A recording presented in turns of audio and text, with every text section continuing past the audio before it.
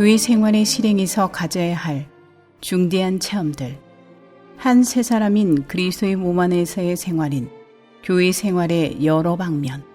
두 번째, 5주 6일 아침의 누림. 에베소서 4장 29절. 어떤 나쁜 말도 여러분의 입 밖에 내지 말고 오히려 듣는 사람들을 건축하는데 좋은 말을 필요에 따라 하여 그들에게 은혜를 끼치도록 하십시오. 32절. 서로 친절하게 대하고 부드러운 마음으로 대하며 하나님께서 그리스도 안에서 여러분을 용서하신 것 같이 서로 용서하십시오.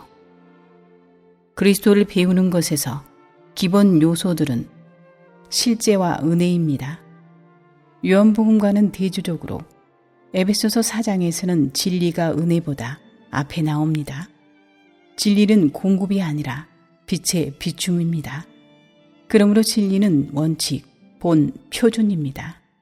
머리 아래서 그리스도의 몸의 지체들인 우리는 예수님 안에 있는 실제대로 그리스도를 배우고 있습니다.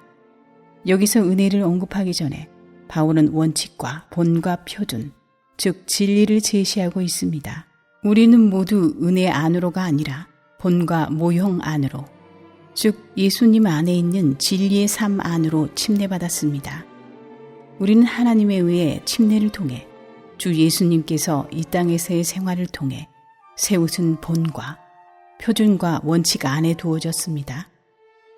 이것이 에베소서 4장에 있는 실제입니다. 오늘의 읽을 말씀. 이러한 표준을 살아내려면 우리는 반드시 은혜를 가져야 합니다. 에베소서 4장 29절에서 바울은 은혜를 우리의 말하는 것과 관련시킵니다.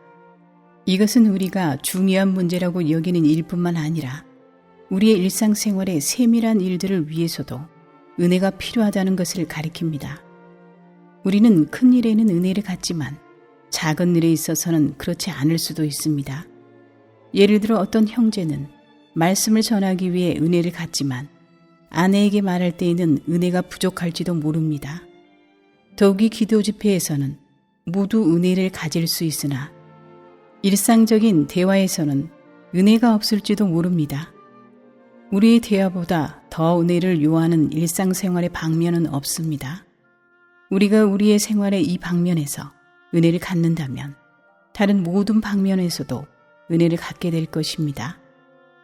모든 일에서 우리는 예수님 안에 있는 진리에 따른 생활을 하고 그리스도의 형상을 본받기 위해 은혜가 필요합니다. 은혜는 우리의 풍성한 공급과 누림입니다. 만일 우리가 이러한 공급과 누림을 갖는다면 우리는 진리의 원칙의 표준에 따라 살 수 있게 됩니다. 이러한 이유로 바울은 에베소서 4장에 있는 권면에서 진리와 은혜를 기본 요소로 하고 있습니다. 이런 기본 요소들과 함께 또한 몇 가지 기본 요인들이 있습니다. 긍정적인 방면에서 이 요인들은 하나님의 생명과 하나님의 영입니다. 이방인들과는 대조적으로 우리는 하나님의 생명에 대해서 외인들이 아닙니다. 우리는 하나님의 생명에서 떠나 있지 않고 생명의 근원에 연결되었습니다. 하나님의 생명이 바로 우리의 존재 안에서 샘이 되었습니다. 할렐루야! 놀라운 생명 공급이 우리 안에 있습니다. 우리는 또한 하나님의 영을 갖고 있습니다. 하나님의 영은 하나님의 인격입니다. 그 영의 인격 안에 계신 하나님 자신이 우리 안에 거하십니다.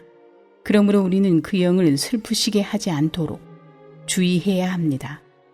오히려 그분께 복종하고 그분을 존중하고 존경하며 항상 그분과 하나 되어야 합니다. 부정적인 방면의 기본 요인은 마귀입니다. 에베소서 4장 27절에서 바울은 마귀에게 틈을 주지 말라고 권면하고 있습니다. 비록 우리 속에 하나님의 생명과 하나님의 영이 있지만 원수는 여전히 숨어서 우리를 강탈하거나 손상시키려고 항상 기회를 엿보고 있습니다.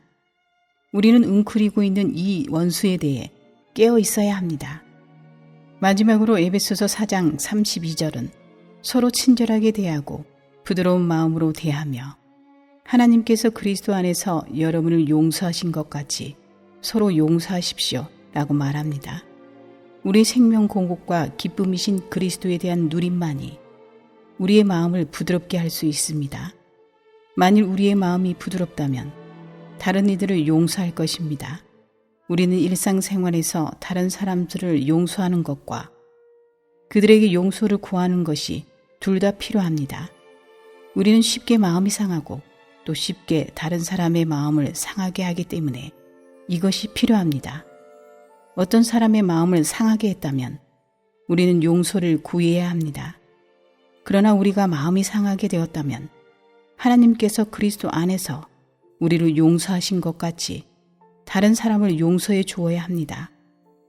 그러한 생활을 하기 위해서는 진리에 따라 생활하고 또한 우리의 은혜이신 그리스도 안에 계신 하나님에 의해 살아야 합니다.